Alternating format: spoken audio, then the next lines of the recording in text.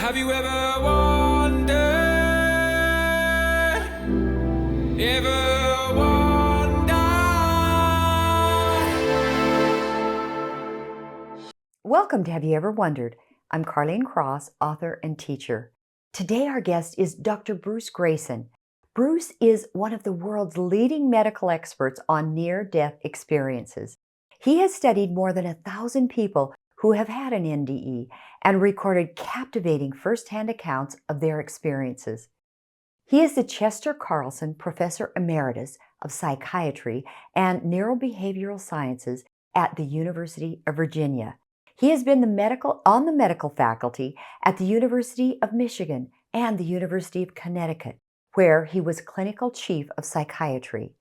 Dr. Greyson has consulted with the National Institutes of Health and addressed symposia on consciousness at the United Nations and at the Dalai Lama's compound in Dharamsala, India. He was elected a Distinguished Life Fellow of the American Psychiatric Association, the highest honor bestowed by that organization. He is the author of the best-selling book, After, A Doctor Explores What Near-Death Experiences Reveal About Life and Beyond. The book challenges our everyday ideas about our minds and our brains and offers key insights on how we can begin to live a life more meaningful and fulfilling.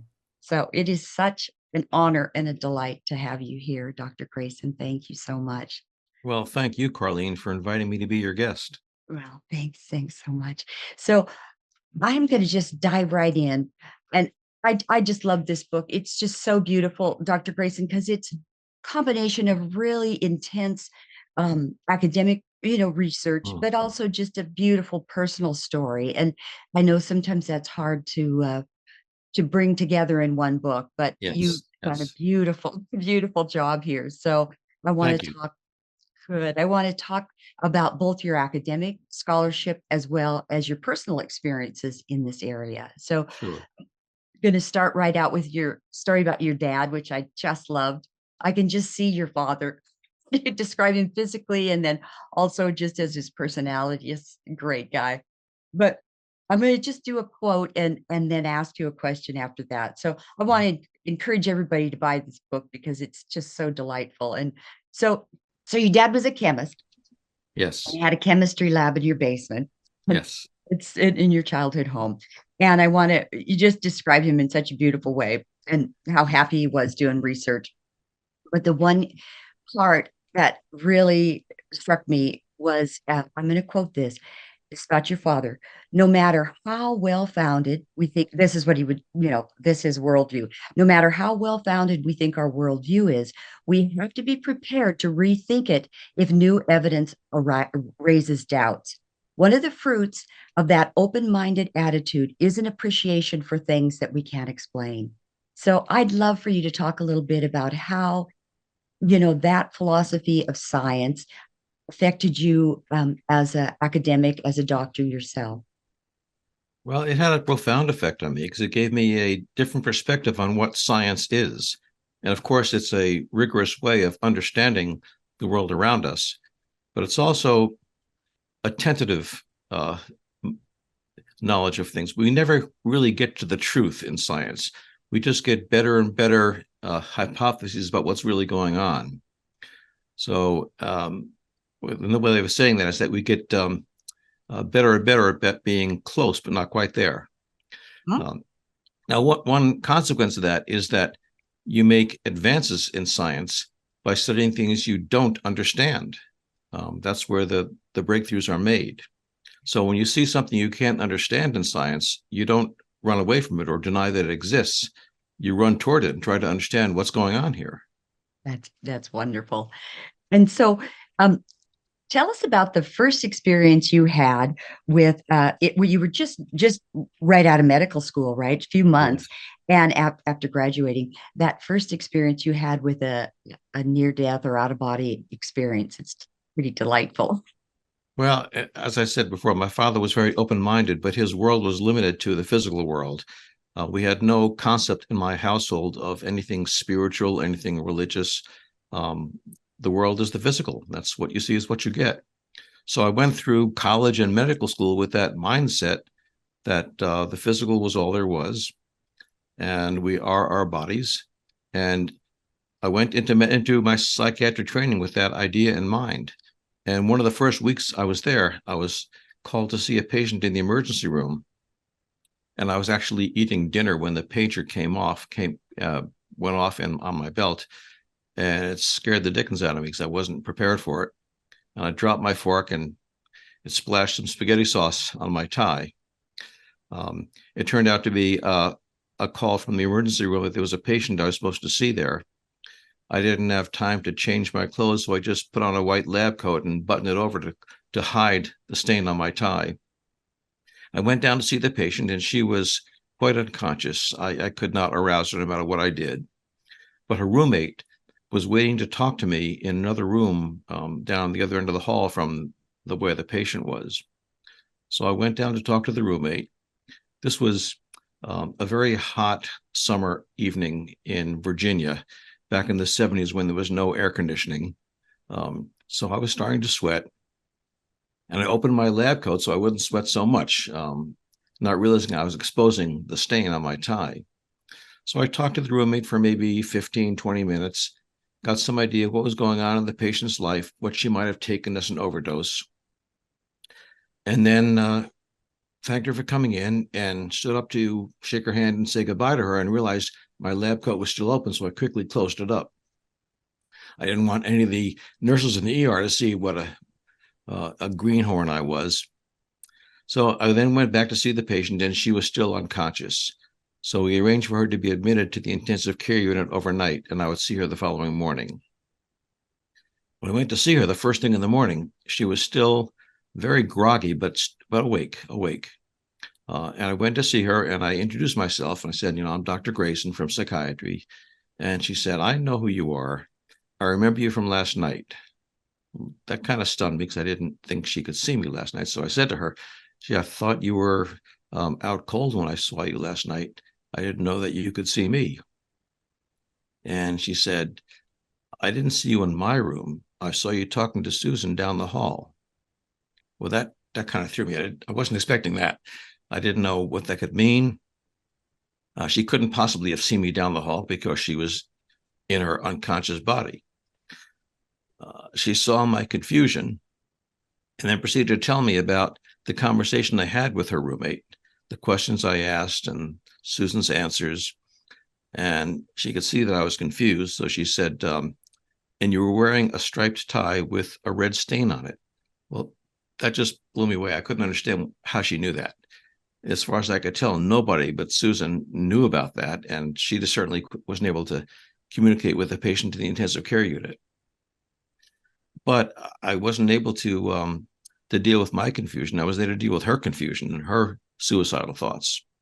So I quickly pushed her to the back of my mind and arranged for her to be admitted to the psychiatric unit, and kind of thought, well, I'll think about this when I have time later on.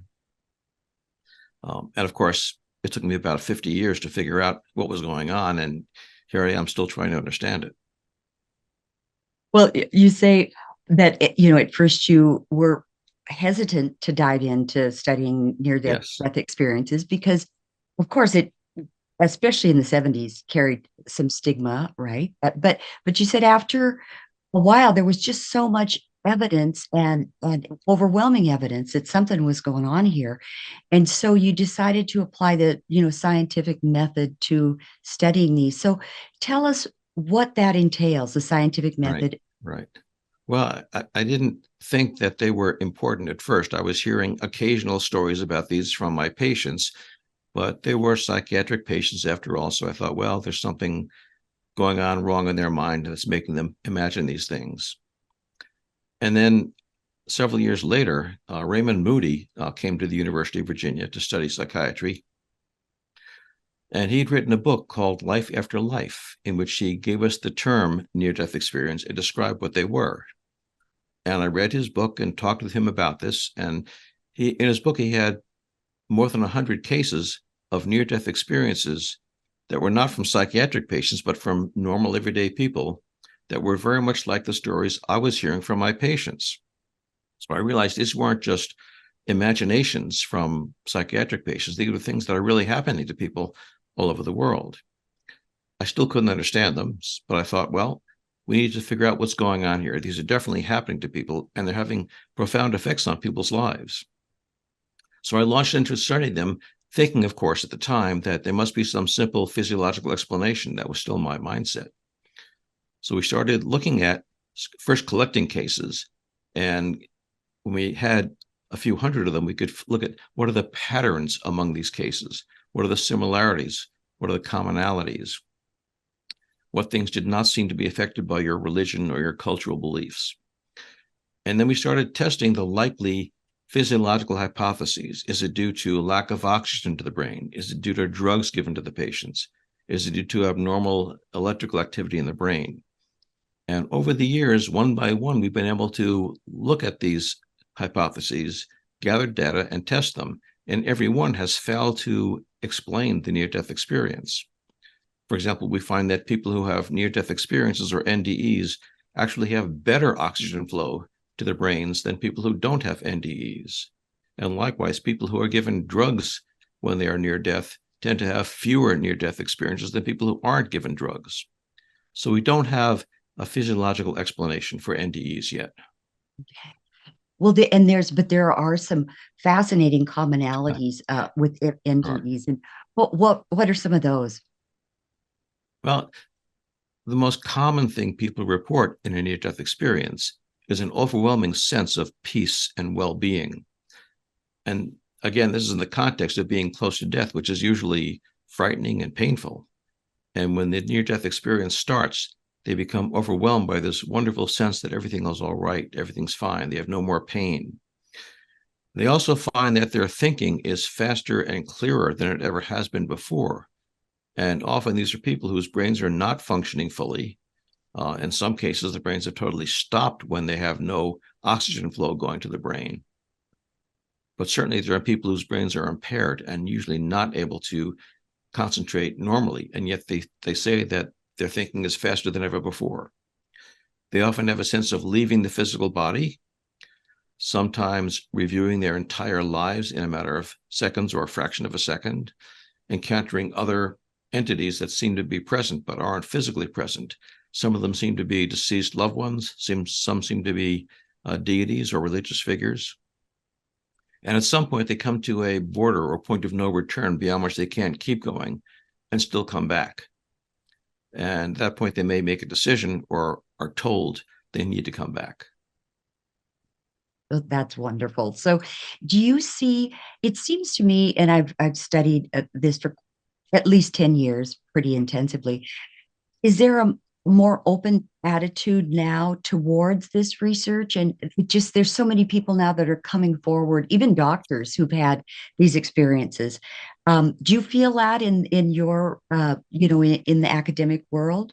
Very definitely, yes. Back in the 1980s, when we started presenting this material at medical conferences, there will be a polite silence in the audience, and nobody had any questions really. And now when we talk to the same medical conferences, it's unusual that one or two doctors don't stand up in the audience and say, let me tell you about my near-death experience.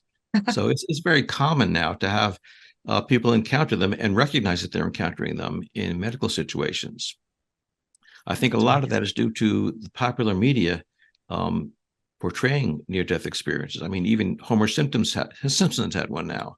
I didn't realize that. It's hard to avoid them. Yeah. That's right. But you see when those things seep into popular culture, that's a big sign. It really is. Right. Right.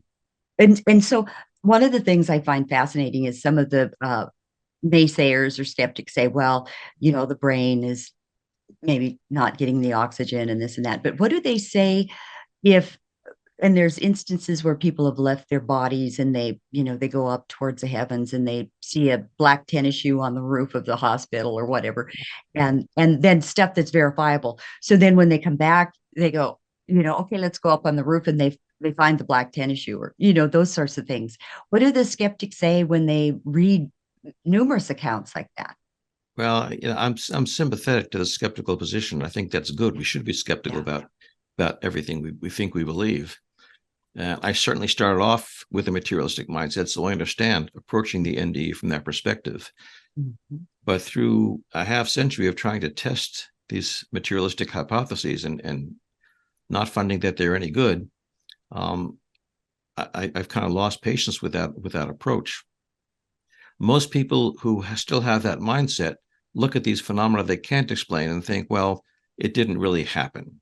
People are making it up. People are remembering things incorrectly, or it didn't happen when they said they did. It happened after they came out of the coma or out of the cardiac arrest, and then retroactively attributed to that time when they were unconscious. But it couldn't possibly have happened the way people describe it. Yes. And you do, to me, I've read a lot about consciousness and about the brain. And your section on that, I think, was one of the best I've ever read about the difference between basically the science community calls it the hard question of consciousness, because Right. they've been stymied by consciousness. So tell me about after studying your NDEs and how the brain is actually separate from our consciousness, and the brain is actually just the receiver of our consciousness. Yeah. Well, we were taught certainly in college and medical school that the mind is what the brain does, and that all our thoughts and perceptions and feelings come from the brain.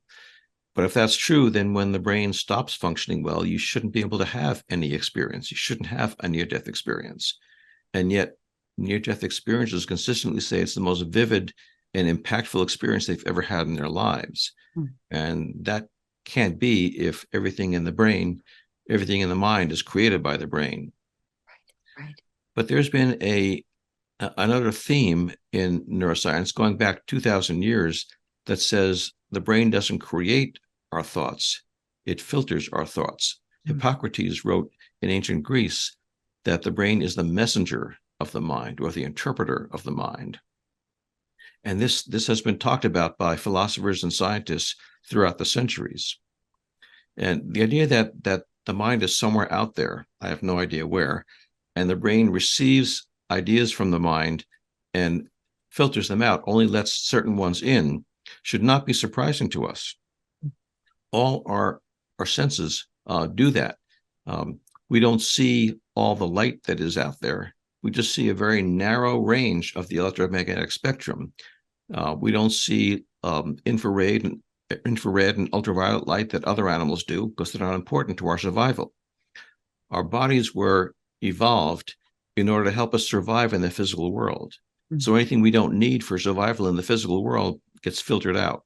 Yes. Likewise, our ears don't hear sounds that aren't important to us, that dogs or other animals can hear. So it makes sense if the brain does the same thing, that it takes these thoughts coming from the mind, receives them, and filters out the ones that are, quote, not important, and just lets in the ones that are important to survival. How to find food, how to find shelter, how to find a mate, how to avoid predators. And it filters out things that are totally irrelevant, like seeing deceased loved ones or seeing deities. That's not important to survival. In fact, it can hurt survival. Sure. So it filters those things out. And actually, there's been some research in the past decade or so actually looking at what parts of the brain might be involved in this filtering process. Well, do you think that the brain, like all of life, evolves? And so do you think maybe we're coming into an era where, as the brain evolves, those sorts of metaphysical questions might be, easier for people to ask, or they're asking more of them? Well, we are definitely asking more of them. I'm not sure we can understand them. But there's been so much publicity in the last 20, 30 years about phenomena like near-death experiences and other phenomena that seem to suggest that the mind is more than just the brain, that serious scientists are now looking at different models. There have been 3 surveys done by of scientists in 3 different countries that generally show that about half of all scientists believe that the mind and the brain are not the same thing. That the mind can function when the brain is not functioning well. So it's not an idea that's foreign to scientists. It's just foreign to the mainstream ideas we've had for centuries. Right. And I would think too, when one of the things that we've interviewed a couple near-death experience folks, and when they come back, their lives are completely Yes. changed. It's like they're never the same person. And, so to me, that's a, big evidence that something happened that was Yes. otherworldly or whatever a person wants to, you know, Right. Right. yeah. And do you As a see that? I do, definitely. As a psychiatrist, that's what interests me most about the near-death experience, because psychiatrists and psychologists have to put in long hours of work, sometimes for months, weeks, years, to try to make fairly modest changes in people's lives.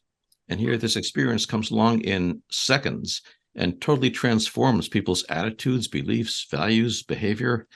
We have nothing anywhere near that powerful. And the changes we see are consistent. Yeah. Um, People generally, no matter what the NDEs consists of in detail, they almost always come back saying they are no longer afraid of death. Even if they were afraid of death beforehand, they no longer have that fear. Yes. And that makes them more, paradoxically, less afraid of living. Yes. Now, often people are very cautious about living, about taking risks, because they're afraid of dying. And when you realize that dying's not so bad, you're not afraid of taking risks, because what's the worst that can happen? You die, which is good. Yes. So people become much more risk taking. They tend to enjoy life more. They plunge into it with both feet and have a more productive and meaningful life. That's People wonderful. also come back from near-death experiences realizing that there's some meaning and purpose in everything that happens. And that also changes the way they look at life. They often come back with a strong sense that we are not alone, that we are all interconnected. And they often use the metaphor, say, of a hand. If you look at the fingers of your hand, it looks like they're independent objects. But if you look at the whole hand, you see they're really connected. And you can't harm one without harming them all. Yes. And this is basically what the golden rule tells us, which is something that's been in every religion we have. Do unto others as you have them do unto you. Yes. But for near-death experiencers, it's not a goal we're supposed to try to strive to obey. It's a law of the universe, and they've experienced it in their NDEs and come back with that idea that we Yes, are all in this together, and that makes them much more compassionate and loving towards other people. yes. And I talked or read accounts where people, even 50, 30, 40, 50 years later, are still, they can remember that experience so vividly. It's like it was a life-changing event. They don't forget the details, and it's quite amazing. And some of them talk that their intuition is heightened, and just Right. their whole sort of physiological mindset is different. Yes. When people tell us that, we have to take it with a grain of salt, because we didn't necessarily know them before the near-death experience. Mm-hmm. When you talk to someone 50 years after he had an NDE, you don't really know what it was like back then. Mm. But because we've been doing this research for about 50 years now, we can look back at the people we saw 50 years ago, recontact them if they're still alive, and interview them again. And we have done that. And we find that their account of the near-death experience does not change at all over the decades. There have been skeptics who said, "Oh, it gets elaborated, it gets more pleasant as the years go on." Well, it doesn't. The data show that it does not change at all. Furthermore, the intensity of the after effects does not fade with decades also. That's amazing. That's amazing. And I want to go back a little bit to consciousness. You use some great analogies about, so how the brain filters out things we don't Right. need, and the flashlight in the warehouse. That was really wonderful. To tell us about that, how the brain maybe is an analogy would be Right. a flashlight in the warehouse. That analogy was given to me by Anita Morjani, who was hospitalized with a very severe lymphoma and thought to be on her deathbed. And she had a very elaborate near-death experience. And as a result, she was totally transformed and also healed of her lymphoma, which really puzzled the doctors. But she's described it, the near-death experience, as being Our normal life is like we're living in a huge warehouse that's totally dark, and all you have is a little flashlight. And in normal life, we shine our flashlight on this or that, and we see a very small range of what's really there. And we don't know there's anything else. But all of a sudden, in the near-death experience, someone turns on the lights in the warehouse, and you see there's much more there than you ever realized before. Now, when the lights are turned off again, and you're back in your body, you can't see it anymore, but you remember that it's there. And I've heard this similar analogy from many other people who have had near-death experiences, that you never forget all the things you saw in an NDE that you can't see anymore now that you're back stuck in the body. You've got a wonderful story about, I think the lady's name was Lynn, where she was so delighted. Oh, and what I wanted to add, one of the things that I find consistently in near-death experience is that people will say, as they were shown, as the light came on in the warehouse and they started to see things, they were saying, "Oh, that makes sense. That makes sense as to why I was experiencing." It's like everything comes together like puzzle pieces, in our life. Yes. Yeah, that's just great. Yeah. So the one, I want to go back to the one lady, I think her name was Lynn, who she had been out, and experienced all this wonderful things. And then they said, you have to go back. It's not your time. So she said when she returned to her body, first thing she thought of was, well, she used, I'm going to say shoot, but shoot, all I have is a human brain now. So that is funny because it's like she's back in this filter rather than the whole experience of life, right? And right. That was a great story. Yeah. I mean, when people have a near-death experience, they almost always say, I really can't tell you what happened. There are just no words to explain it. So we researchers say, great, tell me about it. And of course, there are no words for it, so they can't tell you about it. So they use metaphors. So we know that we're getting a distorted picture of what really happened. But they just say that there aren't words in our language. Our language was developed as our brains were to handle the physical world. And there aren't words to describe what really happened. So, for example, they talk about time not existing in the world of the NDE. And yet when they describe what happened in the NDE, they describe it as if it's a sequence of events. This happened, then this, then this. And if you say, wait a minute, you're telling me that there was no time and yet things happened in sequence, that doesn't make sense. And they just shrug and say, well, it made perfect sense over there. But back here, I'm trying to put it in words so you understand it. And those are the only words I know.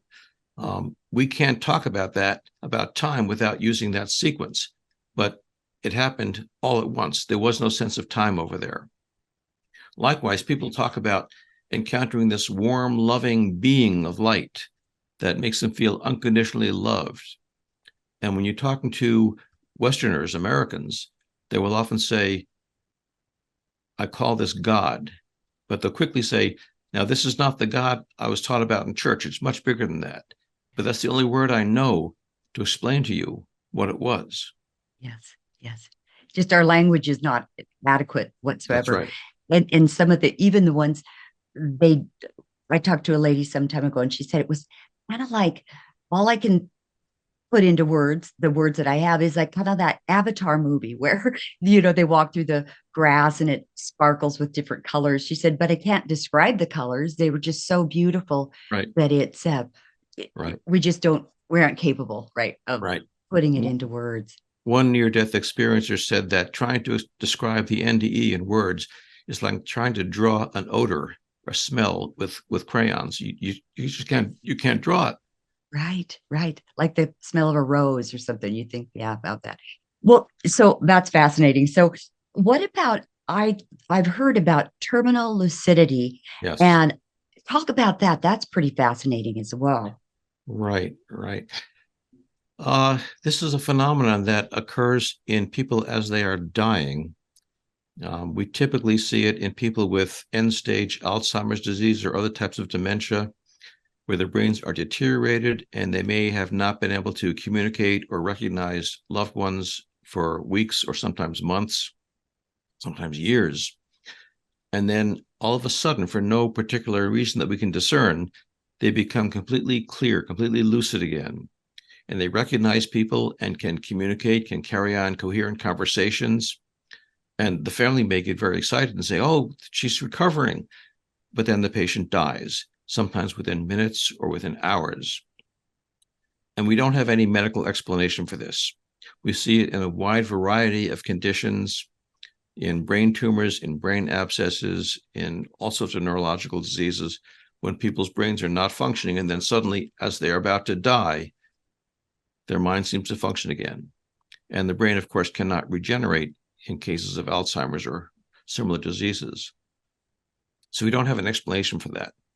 And this is another indication that the mind is not always connected to the brain. Now, of course, in everyday life, it seems to be that way. When you get drunk, that affects your thinking. When you get hit on the head, that changes how you think. But in extreme circumstances, like when you're near death or crossing the border into death, that connection between the brain and the mind seems to be loosened. And again, it comes back to the idea that the brain is the filter. And as the brain starts to fail, the filtering function ceases, or at least gets weaker and weaker, so that more of the mind activity can come in. That's fascinating. And there's a parallel too with when people take psychedelics and they Yes. have these mystical experiences, and you would think the brain waves would be in living, they'd be huge, but it's like the brain waves are smaller and less. And so tell us about that.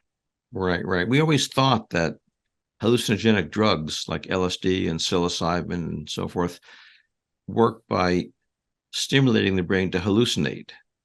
But in the last 20 years or so, there have been several laboratories that have been doing some very sophisticated neuroimaging studies of people having mystical experiences under psychedelic drugs. And what they consistently find is that the more elaborate mystical experiences are associated with a decrease in the brain activity and the electrical activity of the brain and in the interconnections between different parts of the brain, which is the opposite of what we expected. But it fits with the filter theory that the brain is filtering thoughts. And when you take these drugs, what they do is they decrease the activity of the filter so that you have more access to the mystical realm.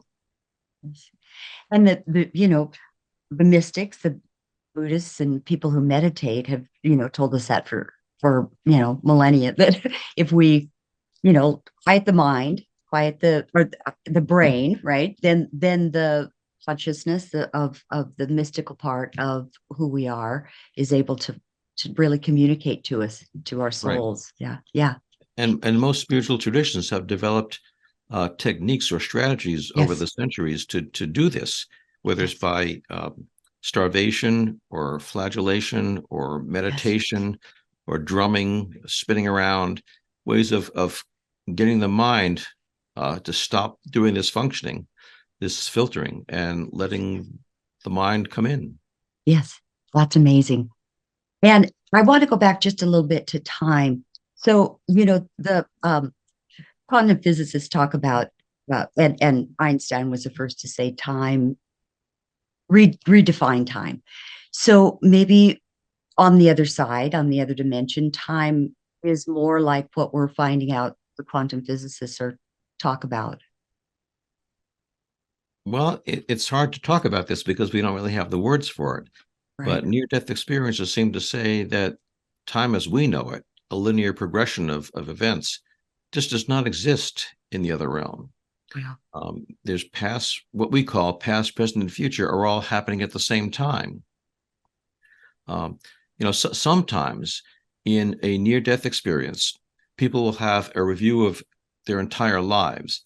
And on rare occasions, they may remember events that happened not in this lifetime, but in a different lifetime. Wow.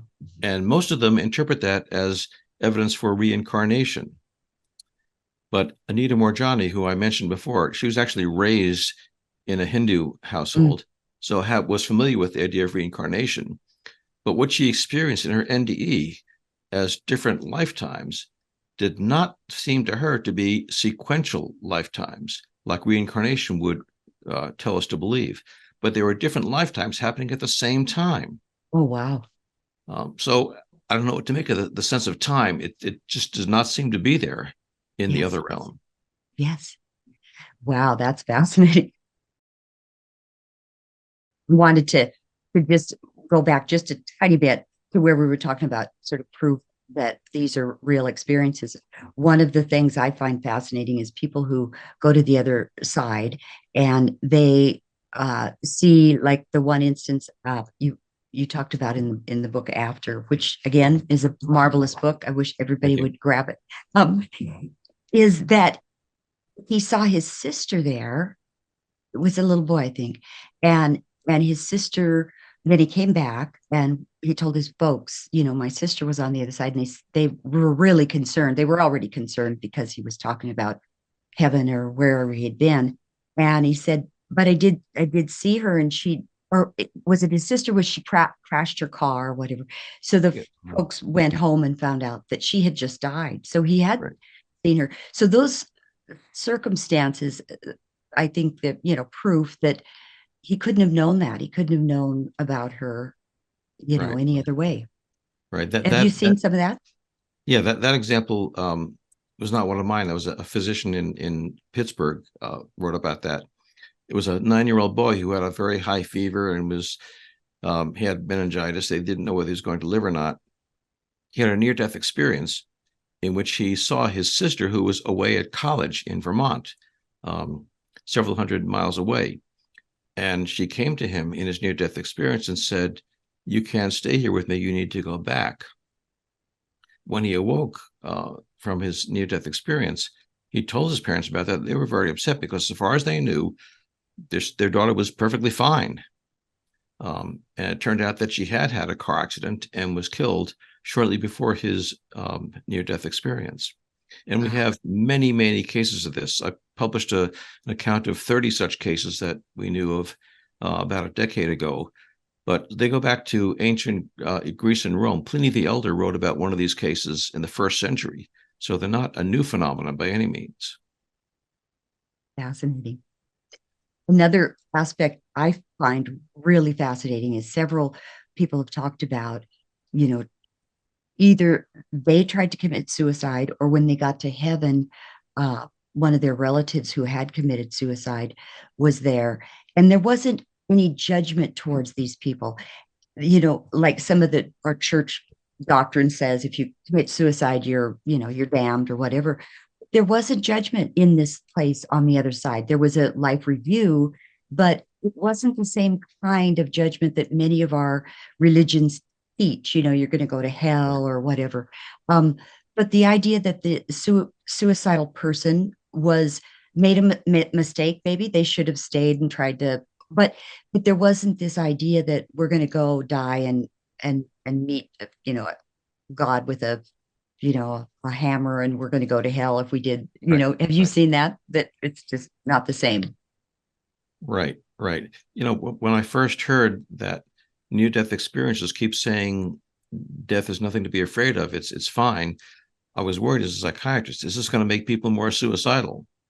So we actually did a study of people who made suicide attempts and either did or didn't have a near-death experience and compared them.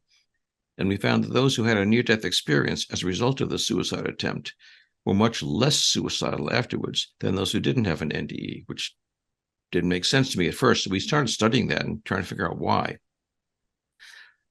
It's true that they do not say that they were judged by some other entity, either by, God or any other entity. But when they go through their life review, they experience the effects of what their behavior was on everybody else. And in the case of a suicide, they may see how it affected their family or how it might have affected their families. And they also come back from the near-death experience seeing that there is meaning and purpose to everything. And the problems they were having in this life that led them to attempt suicide were really not that important. They were not things to be run away from, but things that you're supposed to grow from and learn from. And they come back with a more of a transpersonal perspective. They think, the problems in this little bag of skin are not all that important because I'm more than just that. I'm part of something much greater. Yes. So they come back with a much different perspective towards life and death and the barrier between the two of them. And they come back no longer being suicidal, but wanting to re-engage with life and make something more meaningful of their life than they had before. That's really beautiful. And you mentioned that before, that they're changed human beings. And to me, that's a lot of proof right there. We interviewed a man the other day that had his NDE, and he said when he got into that realm, it was like a web that connected the universe and everyone. And so he said he used to think when he did something, it was in isolation. He would get angry at someone. But he said when he realized we are all connected. So if I hurt myself, if I hurt someone else, I hurt everybody, everything. And that's a really beautiful way to live life. Yeah. Now, I don't want to make it sound like everything is fine after your near-death experience, because people often have difficulty coming back to a, quote, normal life. They may come back realizing that we're all in this together and there's really love is connecting the universe, but it's still hard to be back in this physical world, knowing these things and trying to make a living, have a family, and face all the daily struggles we all have. And they often struggle with this. Yeah, I've read many of them are depressed. Every person I've talked to said they and I think that's why some of these groups, or do you think some of these groups, there's a lot of support groups for people they're blooming throughout really the nation. Yes. Yeah. And you started IANDS. So that's the organization that sort of it's supportive. You just had a conference, right, in Washington, D.C.? Right. Yes. That's the International Association for Near-Death Studies. Yes. And we started this back in the late 1970s. I mentioned Raymond Moody before, who wrote the book in 1975 that gave us the name Near-Death Experience. And he started getting letters and phone calls from researchers all over the country saying, I'd like to study this. So he brought them all together to the University of Virginia to have a conference to talk about this. And out of that conference came the International Association for Near-Death Studies. And it's been going on for 40 years now. That's great. And we have networks of researchers and experiencers, near-death experiencers. We do have a conference every year, usually around Labor Day. This year we had some 800 people attending. And most of them actually were near-death experiencers, not researchers. Wow. But we have a lot of clinicians, people who are dealing with patients who have NDEs. The organization also has a scholarly journal that comes out 4 times a year and a newsletter that goes out to all its members. And as you said, it also sponsors these support groups all over the world. There's some 50 different organizations that are now the support groups of IANDS, INs. And they often do offer tremendous support to people. I know I've tried to work with people who have had NDEs, and it always comes down to the fact that if you haven't had one, you can't understand what's really going on. Yes. So we could talk with them, but they seem to get a lot more help talking to other people who have already had the experience a few years earlier and can tell you how to deal with these problems they're having. And it's one of the wonderful things about your research that I just love, that you have such compassion. You can just feel it in your writing, that it's not just sort of a sterile academic exercise for you. You want to help, you want to, and these circumstances over the years of your 30 years studying, I think it's a really, in the end, you really bring it into a really beautiful conclusion, how it has changed you. And you say, I'd like you to talk about that, because the interconnectedness of things and the meaning and fulfillment of life. Yeah. It's a little hard for me to separate the effects of doing near-death research with the effects of just getting older. I think they both kind of stimulate the same types of changes. But I started doing this research. I had a firm belief that science would tell us all the answers. Now I do not believe that anymore. I think the science that we have now is much too limited. Of course, it changes over the years, and I think science will get better and better about asking the right questions and finding new techniques to answer them. But I tend to believe now that we're not going to have all the answers, because our brains cannot handle the answers, that there's some things going on in life that we don't have the brain power to understand. But I'm also convinced now from talking to so many near-death experiences that that's okay. The universe is a friendly place. Einstein said that also. And there's nothing to be afraid of if we don't understand everything. It's going to be okay. And that if you really believe that, then you feel much less anxious about everything in life.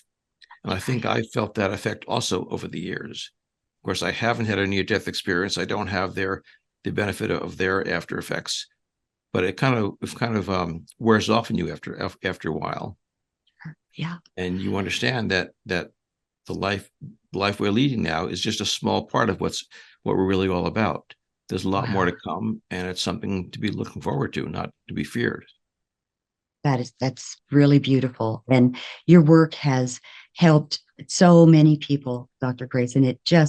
It's I think life-changing. And for those of us, again, who haven't had a near-death experience, to read the accounts, it just gives me such great hope too, that, the people we've lost in this life, we'll see them again. And so thank you so much for so many thousands and thousands of people across the world that have read your research, and thank you for being, the kind of person who followed what your father taught you as a little boy, just keep seeking truth, no matter where it leads. So thank you so much. It's been such an honor to have Thank you, Carlene.